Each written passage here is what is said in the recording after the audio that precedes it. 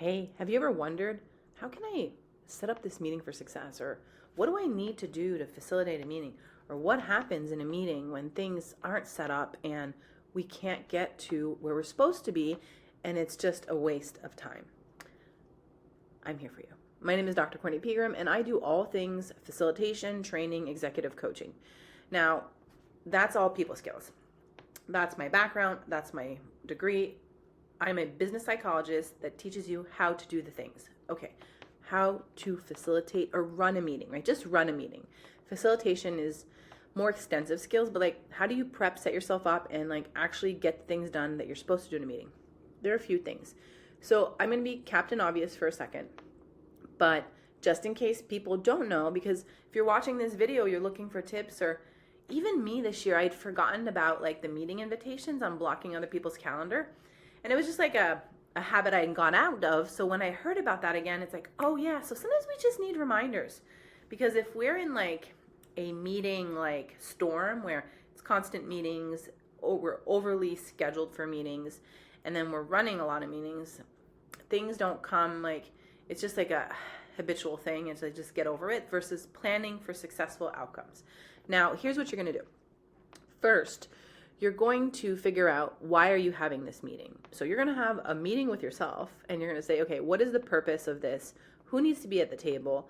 How can I get the most out of this? And after this meeting, what will it like? So what are the steps? So like, a meeting is designed, when you think about it, to have a discussion and make decisions to move, let's say, I'll just say corporate jargon, the needle forward.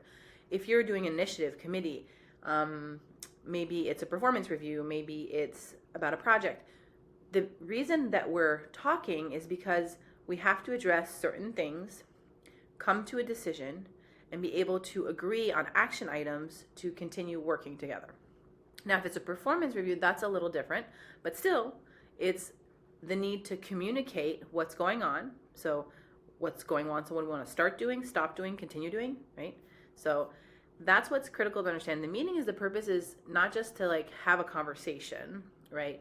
It could be a check-in, but there needs to be a goal. Even a check-in, like, hey, I want to know how you're doing, where you're at, status updates on projects, right?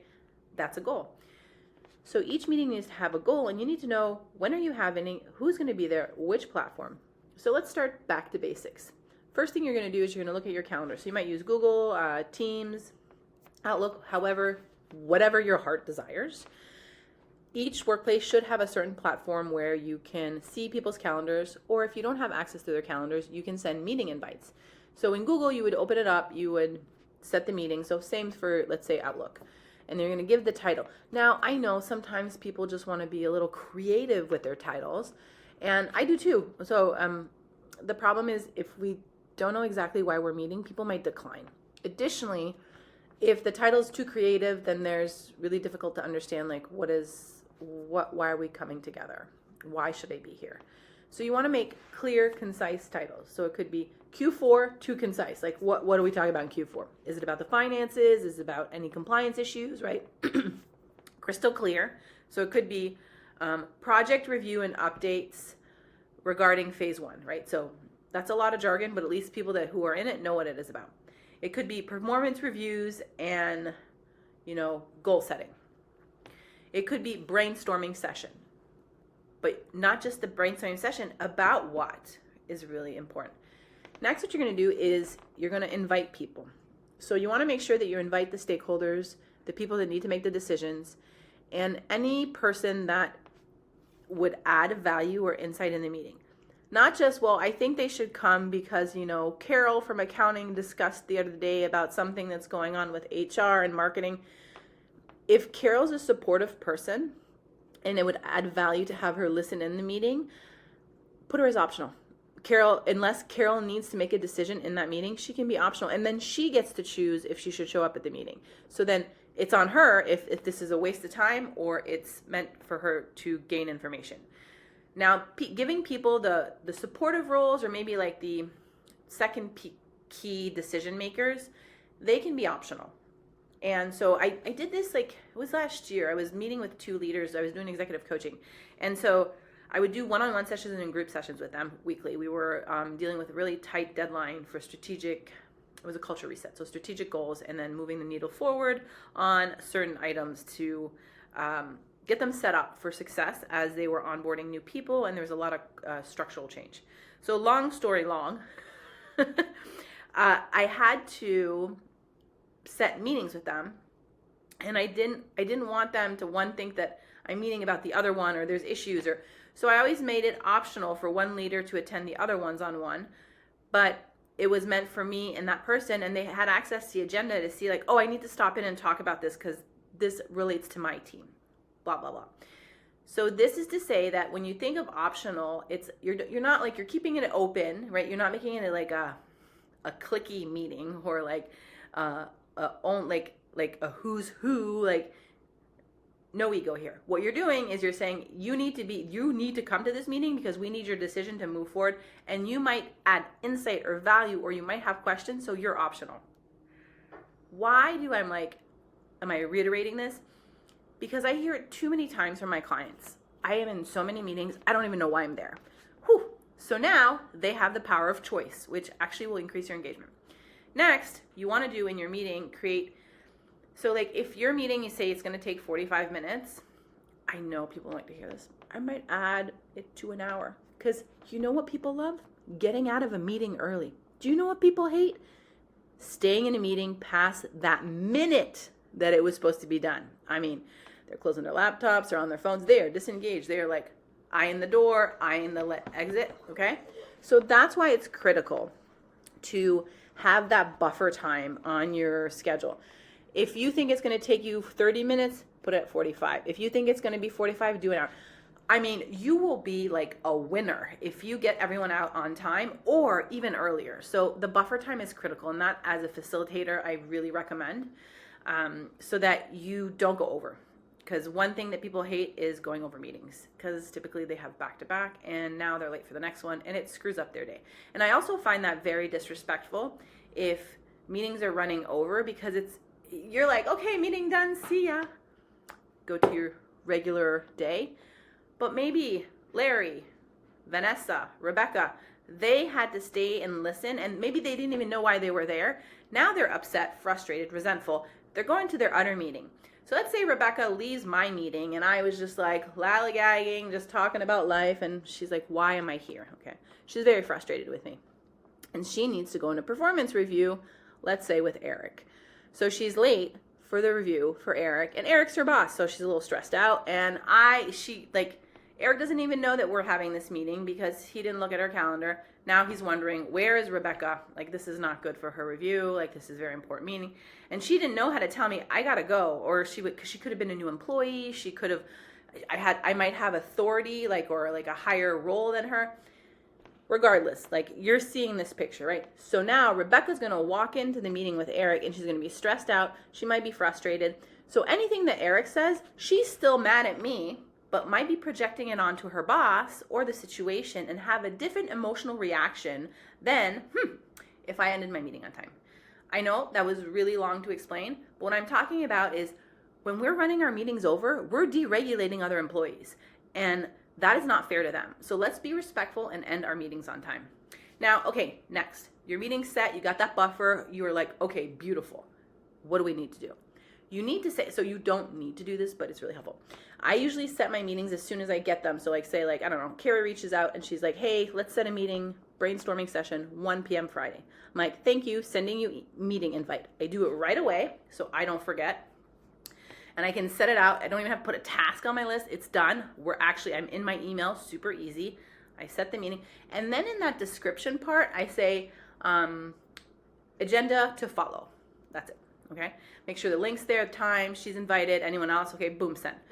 Now, why do I say agenda to follow? So it clicks on my brain, I need to develop an agenda. Secondly, it lets the other people know that there's something to come, there's documentation.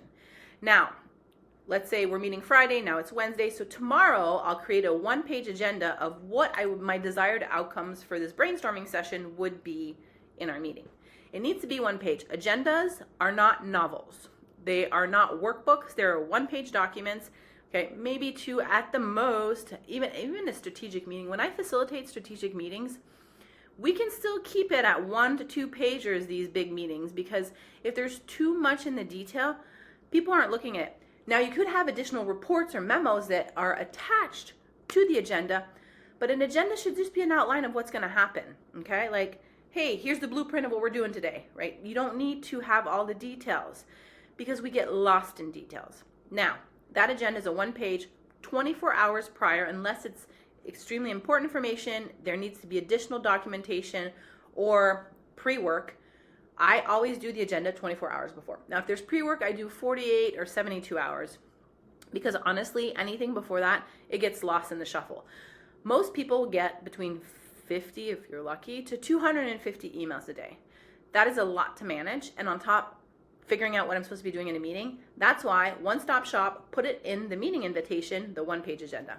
Now, when you update it, it will automatically, and make sure it does though, send an update, okay, like 24 hours prior for the agenda. That's one way of doing it. Now, I want to explain a little bit how I add an extra layer, and here's the why behind it. I work in many different fields, different organizations, different leaders. Everyone processes information differently, and there's a lot of we're receiving information constantly. So my goal is to make my clients, the participants in my meeting, life easier. How do we make life easier? We add a few touch points. Okay, so go back to my meeting invitation. 2 weeks prior, I would say, let's take another example. 2 weeks prior, I'm facilitating a strategic meeting for this board. Okay, I have everyone. I sent the meeting invite, agenda to follow.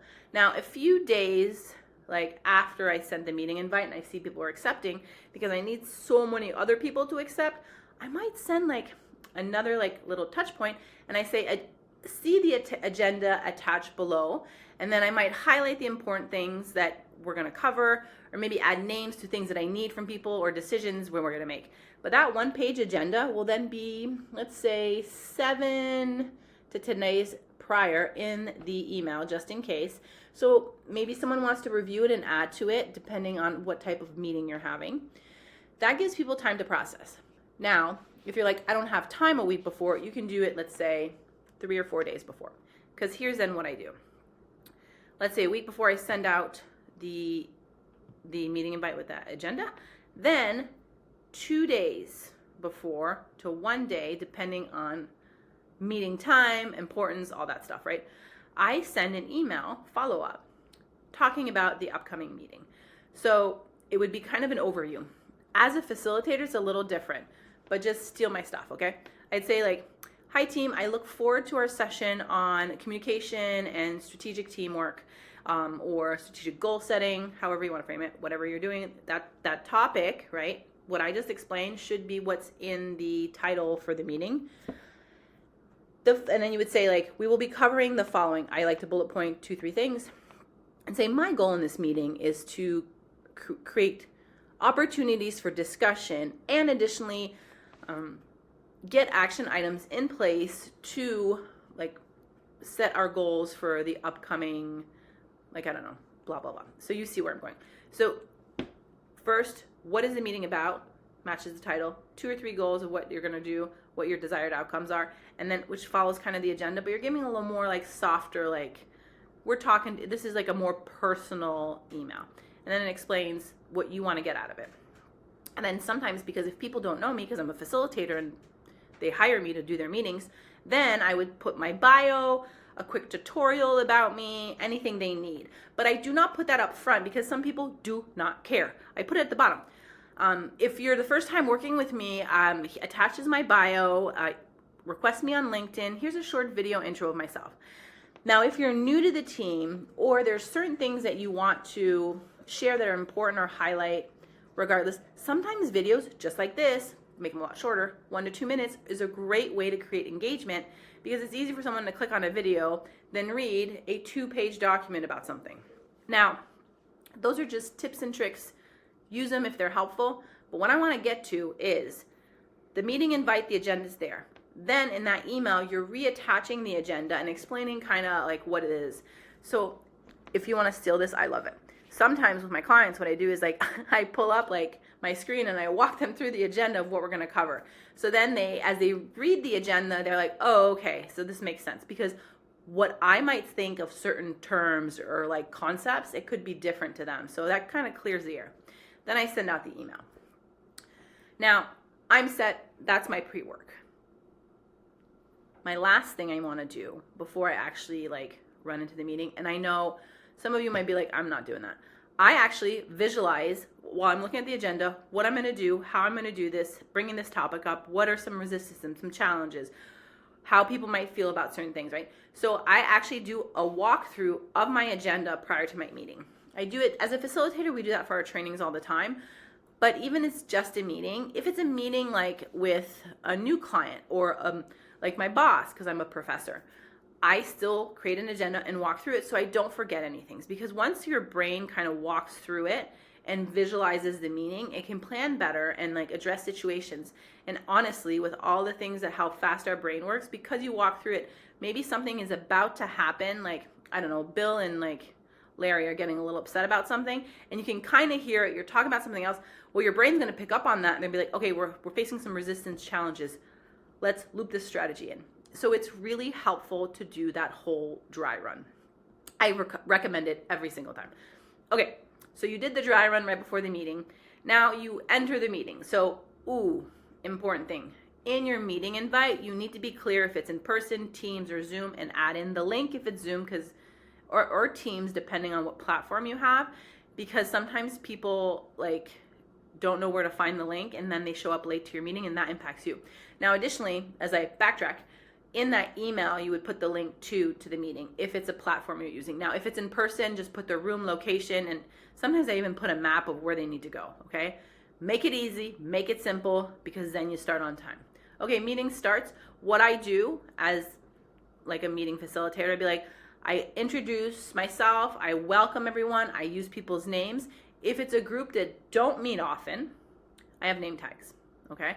Now on Zoom, it's a little different. In Teams, we see each other's names. I also make sure that people are aware that they need to have the right name on their screen so that I don't have like Hot Potato 3 when it should be like, I don't know, James. That's really critical. And I do set expectations on my email. As a facilitator, it's my first time working with this group, I explain what my expectations are. I expect in every meeting, if my camera is on, everyone's camera is on. And unless there's a reason for not having their camera on or they have to step away, because if not, it's hard to gauge it's hard to engage the engagement level. And additionally, like, you don't know if it's like, you don't know who you're talking to, and talking into a void is really demotivating. So I have expectations in that email. Hey, everybody, we'll have a Zoom meeting. I'd love to see everyone's faces. It really helps to create engagement and make sure we're all on the same page. And it's something that I would really find, I could say, helpful, build culture of the team, like however you want to frame it. But explain here why the cameras need to be on. And for me, basically, I don't want to talk in a black void. I'm not here to lecture. I'm here to run a meeting. Now, if you're in person, so I would have name tags in case people forget their names, or like table tents, because it's really embarrassing. Let's say the CFO forgot someone's name, and they've worked with them a few times, and now their face that they're like, oh, I'm sorry. That person is going to feel like I'm not important, and also the CFO is going to feel bad that he just forgot the name. But honestly, at the point in my life, sometimes I forget my dog's name. So get table tents, get name tags so that you just avoid that. Now everyone's coming into the meeting. Let's do Zoom, Teams, and then we'll go to in-person. Okay, everyone comes in. Welcome everybody. I always say, we're going to get started on time. I just let everybody 2-3 minutes early. And they'll be like, grab a coffee, water, we'll get settled. I'll give you a 30-second heads up before we start, okay? Now, that's what I do on Zoom. In person, be like, we're going to start in about a minute. So if you want to make sure that your phones are on silent, that your notifications are like off so we don't get a lot of dings, bings, or buzzes during our meeting, that'd be really helpful so we can get out of here on time. Here's the element. To get out of here on time. People, that's a motivator. They will be like, yeah, I'll shut everything off, okay?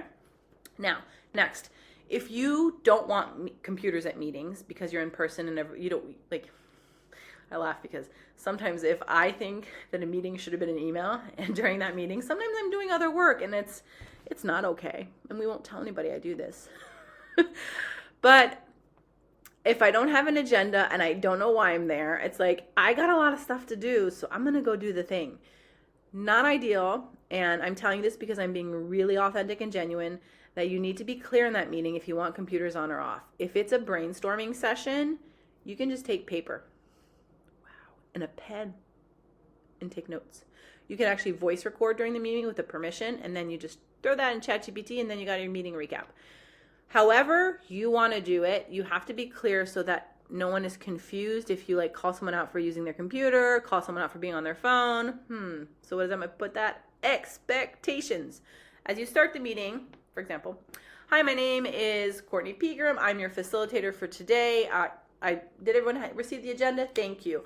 Before we get started, I just want to go through some logistics. If you need to use the restroom or get a call because there's an emergency, please, no problem. You can exit the room. You can take the call outside, and then if it's a new space, no one knows, just explain where the bathrooms are, where anything is that would be important to them. Now, sometimes in decisions, we can't leave the room, and that is very important to explain until the decision is made so people don't step out when they're not supposed to. That's called expectations. That's what you want to clear the air before. Now, I additionally say, hey, if we're in person, I would really appreciate if we could put our phones away or turn them around just for certain parts of the meeting, and I will let you know when we have a 2-3 minute break so you can check your phone, because we're all very busy. And I want to make sure that I'm managing our time and then I'm moving everything according to plan as we continue with this meeting. Expectations. Then I say, I will let you know when we are moving on to different subjects. I will use transition statements to wrap things up. And then I give them examples. So as a facilitator, I'd be like, if we hit our time on this action item, I'll say, okay, so let's start wrapping this up. We have 1 more minute. I'd like to hear 1 or 2 more closing statements, and that's it. And if we're over time, I'll be like, we have no longer time for this item. We're going to put it on the board, and I will create questions follow-up so that the next meeting we can address this. So if you're managing that meeting, you have to be a time, like a time clock, or I don't know. I'm going to find a label for that. Not a time machine, like time checker. Let's just call it a time checker, okay? You have to be critical on that, because every minute that you go over, it pushes everything back, and that's how you end up late. So that's why doing that dry run, you can be like, oh, that's going to take a lot more long time. Okay, so do the expectations or ground rules as you start your meeting. Lastly, when you do the ground rules, you want to talk about phone usage, you want to talk about side conversations, you want to talk about interruptions, interrupting each other, and conflict. Now, for ground rules, what I would recommend when it comes to interrupting each other, so have a rule of thumb, once you can kind of get apology, here's what I do. This might be a heated discussion right now. So if we have the urge to interrupt, let's try to withhold ourselves. But if by accident it happens, I would appreciate an apology towards that person, because we don't want to be rude and disrespectful. And I explain the why. When you interrupt someone, you're derailing their thoughts. And so then they have to come back to what they're saying. And you don't know if they were going to get to the point or they're going to say what you're going to ask. So that's why sometimes waiting till the end of the person's statement or thing to ask something, you can get the answer before. So I talk about interruption. Now I say, I will call you out if I see you're constantly interrupting. And I say, what would be the best way for me to do that? Sometimes I ask the people permission of how I'm going to redirect them, because I want to show them respect. We're all adults. I don't want to be like, Larry, sit down or stop talking. That is rude, okay? And that's not the job of a facilitator. Now, you might say, okay, so Larry, I'm going to stop you here. And I would appreciate that we just let Tanya finish, and then you can ask your question or add your follow-up. I see there's value in what you're saying. We just want to finish this. That's a way. So a meeting facilitator needs to be skilled at transition statements, at interruptions, and at redirection. And it's good to call out people. Let me redirect that. It is important to call out people on their behavior, but a call out doesn't mean I need to shame, embarrass, or take your power away. It could be at the end of the meeting, hey, Bob, I know this was a really heated conversation for you, and I was just kind of checking, and you interrupted 7 times. The issue is it was always interrupting Brooke. And so as she's new to this company, this could impact how she feels valued. So what are some things we can do, Bob, so that we can help you? Do you want the floor first? Do you want to close out? How can I support you? That's a strategy. Now, if it gets really heated and there's conflict, you have to have a safe word. Okay. And you're like, oh, there goes a psychologist. The safe word is just that everyone understands that when someone uses that word, we need to just all take a breath. We need to just chill, step away, because we're not going anywhere. Emotions are rising up and it's ineffective at that point. So some of my safe words are like, let's table that. I'm going to put a hard stop here, or we are going to pause here and take a 1-minute break for our phones, right? That's a way to kind of have that safe word. So but you have to be clear. You can't just be like, when I say banana, it's because it's heated. Like, that's not helpful. It has to be not only a word, but then there's an action to move forward. When I say, okay, we're going to table this, everyone, we just drop it. We take a breath, take a minute break, and we come back. And then you as a facilitator have to be like a minute bringing everyone back. Now, so those are just, there's so many different situations, and I can go on forever of like different strategies.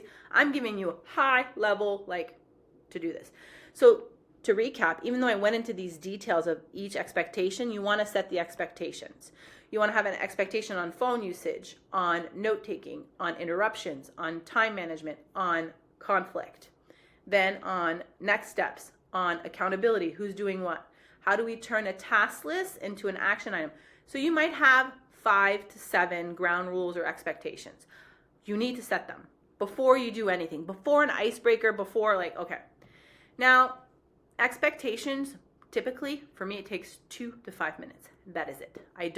This is not a social contract we're developing here. Like, we don't need all votes in hand. We just need to be clear on how we're running this meeting. Now, after that, you want to do a quick icebreaker. If you decide to do 2 truths and a lie during a meeting and it's not a team building, I will find you. Why? It is a waste of space, because by the time everybody does the round robins, or if you do it as a large group, you just lost between 10 and 20 minutes. Do you know how much money that is? That's a lot of money. So you can do, okay, since we're a larger group today, I'd like you to turn to your partners to the left and right, introduce yourself, and you're going to share, I love this, fab. Your favorite food, activity you like to do that's not work related, and the most beautiful place you've been, FAB. So everyone, you have 2 minutes, go be fabulous, okay? Play on words, it's really easy to remember. People love to talk about food, activities they do outside of work, right? If it's a walk, if it's traveling, if it's whatever, cooking, right? Gardening, and beautiful places. Everyone likes to talk about what they see as beautiful. It could be a park, it could be your kitchen, it could be Greece, you name it, okay? Now the fab activity, please steal it, because it takes 1 to 3 minutes to get through, and you turn to your left, to your right if you're in person. Now if you're in Zoom, what you can do is you just throw people in different breakout rooms. You give 2-3 minutes, go be fabulous, okay? And sometimes I put it on my slides, what is fab the activity? Sometimes I don't even have to do it. Why do you want something that simple? Icebreakers are simple, easy. If they're too complicated, they're team building activities, okay? We did the icebreaker, and now we're still on the agenda. So this just set you up for a smooth entry to the harder topics. Now, after the icebreaker, you're like, let's go back to the agenda. Our goal at the end of this session is to do this, this, and this. Why? You're going to explain your why. Why are we here? Why is who in the room, and why is it important that we make decisions? That why is critical. The who in the room is also important. Like, if you didn't do large introductions, maybe someone doesn't know that, like, Allie's the director of training and development, and no one introduced her, and she's just sitting there, and she has an important decision. So I would either have it on the table tents, or do, if the meeting is small enough. So under 12 people, you can do a large group, like intro, name, title, and then why you're here. Now, if you do the why you're here, make sure they're clear that they know why they're here, and they don't say, well, I don't know why I'm here, because that takes your credibility away. So you could have it on the agenda. You could have mentioned it. But I always like to say, why am I here? Well, I'm here because I'm bringing this to the table. Now, this is another type of meeting, but if everyone's coming to meet to give updates, then that's why they would be there. So, quick recap. You've got your agenda. You've got who's who in the meeting. You sent the email.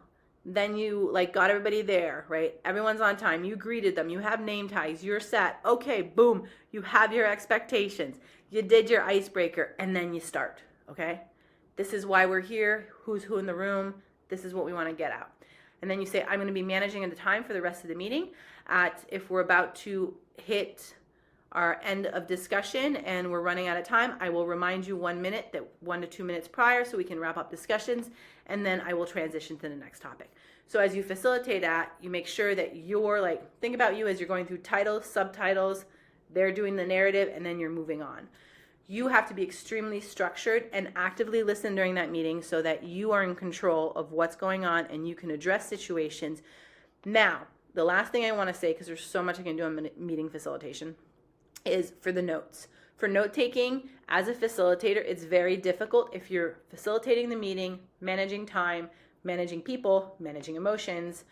So you might assign a note taker. I mean, nowadays we have AI, or you can record however you choose, but make sure that you have a note taker so that it's not on you, because it's hard to actively listen, take notes, and then manage a meeting.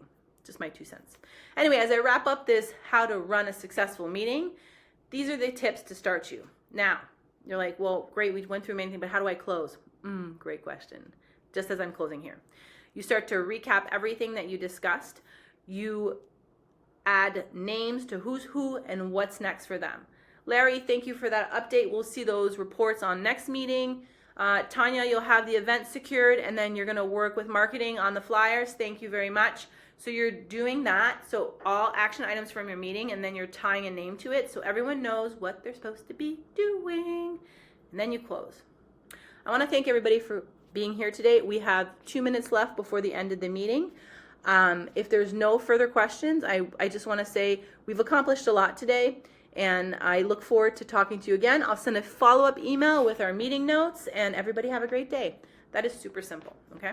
Now, if you're 5 minutes before the end of the meeting, or 10, you can open up for Q&A. If you're 2 minutes before the end of the meeting, you'll say, I will stay online, or I'll stay in the meeting if you have additional questions, but due to having just a few minutes left, I don't want people to run late for their next meeting, so we are good to go. And then if people have questions, they can ask you, and then you can put it back in a forum or an email if needed. So I just gave you a mini crash course on how to set up a meeting for success, how to run it, and how to close it. I hope this is helpful. Now, if you're like, this is helpful, please subscribe to my channel, as I do this frequently on professionalism, on personal development. I am all things developing people skills, because you know what? We do this together. Every time I do a video, every time I set myself up, I have to learn the skill. I also have to do the skill, practice the skill, and I have to improve the skill. So if you're like, well, this is great, thank you. Subscribe, join, ask me a question, follow me on any platform at The Ordinary Professor, and send me your feedback. I'd love to hear from you. Okay, thanks for listening. Bye.